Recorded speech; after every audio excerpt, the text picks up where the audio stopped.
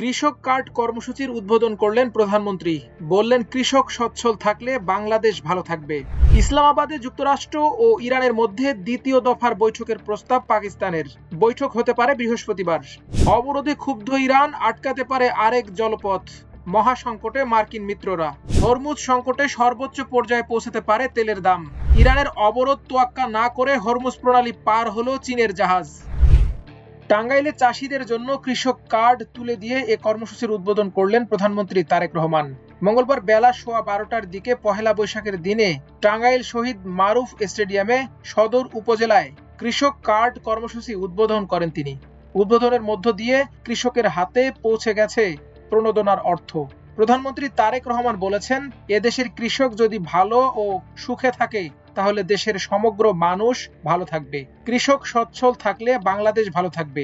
আগামী 5 বছরে পর্যায়ক্রমে 2,75,00,000 কৃষক কার্ড দেয়া হবে। কৃষক কার্ড বিএনপির উল্লেখযোগ্য নির্বাচনী প্রতিশ্রুতিগুলোর একটি। এর আগে প্রতিশ্রুতি অনুযায়ী ফ্যামিলি কার্ড, ক্রীড়া কার্ড, খাল খনন কর্মসূচি চালু করেছে সরকার।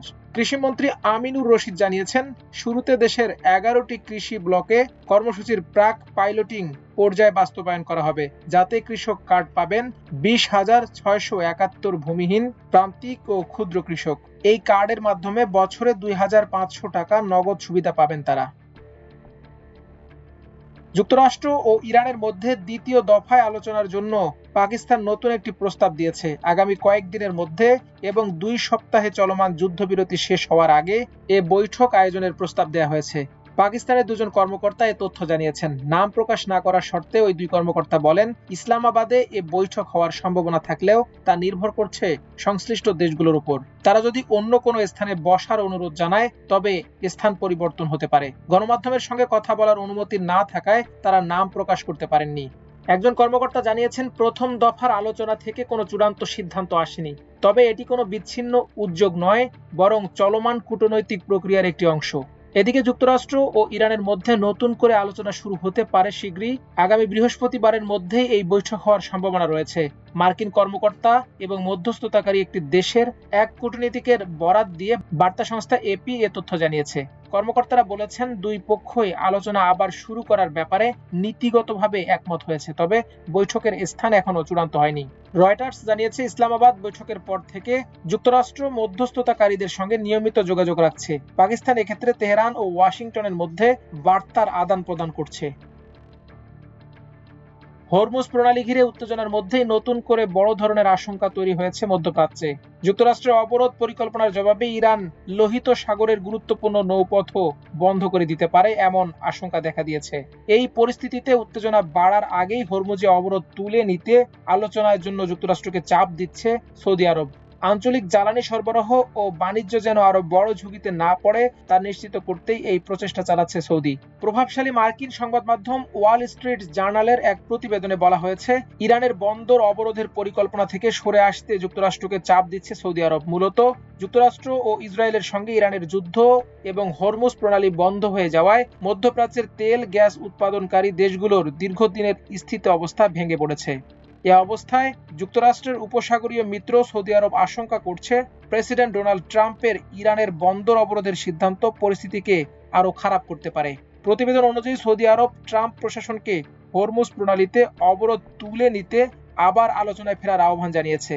আরব কর্মকর্তারা জানিয়েছেন, ইরানের বন্দর অবরোধ করলে তেহরান পাল্টা প্রতিক্রিয়া দেখিয়ে গুরুত্বপূর্ণ অন্যান্য নৌপথেও বিঘ্ন ঘটাতে পারে। যুক্তরাষ্ট্রের এই অবরোধ পরিকল্পনার লক্ষ্য হলো ইরানের অর্থনীতির ওপর আরো চাপ সৃষ্টি করা। তবে সৌদি আরব সতর্ক করে দিয়েছে, এর জবাবে ইরান বাবেল মানদেব প্রণালী বন্ধ করে দিতে পারে। এটি লোহিত সাগরের একটি গুরুত্বপূর্ণ নৌপথ এবং সৌদি আরবের বাকি তেল রপ্তানির জন্য এটি অত্যন্ত গুরুত্বপূর্ণ।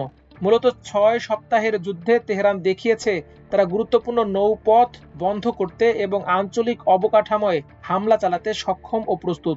এতে প্রতিবেশী দেশগুলোর ঝুঁকির হিসাব বদলে গেছে এবং উপসাগরীয় দেশগুলোর দীর্ঘমেয়াদী জ্বালানি কৌশল হুমকির মুখে পড়েছে। যুদ্ধের মাঝেও সৌদি আরব মরুভূমি পেরিয়ে লোহিত সাগরে তেল পাঠিয়ে দৈনিক প্রায় 70 লাখ ব্যারেল রপ্তানি আবার স্বাভাবিক পর্যায়ে ফিরিয়ে আনতে সক্ষম হয়। তবে হরমুজে অবরোধ চলতে থাকায় তারা বিকল্প পথে নির্ভর করছে। রিয়াদের আশঙ্কা, বাবেল মানদেব প্রণালী বন্ধ হয়ে গেলে এই রপ্তানি ঝুঁকির মুখে পড়বে। এই প্রণালীর আশপাশের উপকূলীয় এলাকা ইয়েমেনের ইরানপন্থী হুতি বিদ্রোহীদের নিয়ন্ত্রণে রয়েছে।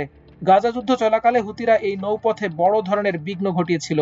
এখন ইরান তাদের আবারও প্রণালী বন্ধের জন্য চাপ দিচ্ছে বলে আরব কর্মকর্তারা জানিয়েছেন।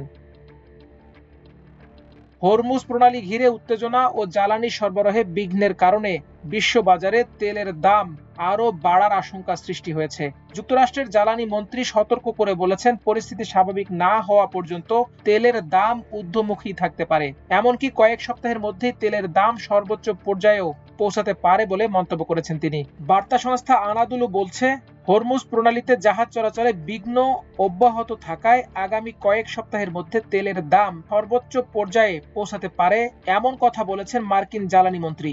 ওয়াশিংটন ডিসিতে সেমাফর ওয়ার্ল্ড ইকোনমি সম্মেলনে তিনি বলেন, হরমুজ প্রণালীতে স্বাভাবিকভাবে জাহাজ চলাচল নিশ্চিত না হওয়া পর্যন্ত জ্বালানির দাম বেশি থাকবে, এমনকি আরও বাড়তে পারে। তিনি বলেন, এই সময়ে সম্ভবত তেলের দাম সর্বোচ্চ পর্যায়ে পৌঁছাবে, সেটা আগামী কয়েক সপ্তাহের মধ্যেই ঘটতে পারে। তিনি আরো বলেন, যুক্তরাষ্ট্র ও ইরানের মধ্যে সংঘাত শেষ হওয়ার পর জ্বালানি সরবরাহ আবার স্বাভাবিক হলে তেলের দাম নিম্নমুখী হতে পারে, তবে এতে কিছুটা সময় লাগবে। রাইট বলেন, এই পরিস্থিতিতে স্বল্প মেয়াদে জ্বালানি সরবরাহে বিঘ্ন ঘটলে দাম বাড়বে, এটা প্রেসিডেন্ট ট্রাম্প আগে থেকেই জানতেন। তিনি আরো বলেন, দ্রুত দাম কমে যাবে এমন প্রত্যাশা বাস্তবসম্মত নয়। তার ভাষায়, গ্রীষ্মের মধ্যেই দাম কমে যাবে, এটা খুবই আশাবাদী হওয়ার সময়সীমা।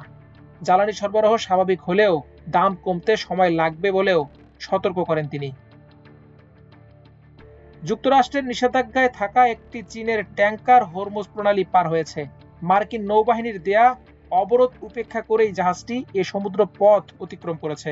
জাহাজ চলাচল সংক্রান্ত তথ্য প্রদানকারী সংস্থা মেরিন ট্রাফিক ও কেপলারের তথ্যে বিষয়টি উঠে এসেছে। হরমুজ প্রণালীর অবরোধ শুরু হওয়ার পর এই প্রথম উপসাগরীয় এলাকা থেকে কোনো ট্যাঙ্কার বের হওয়ার খবর পাওয়া গেল।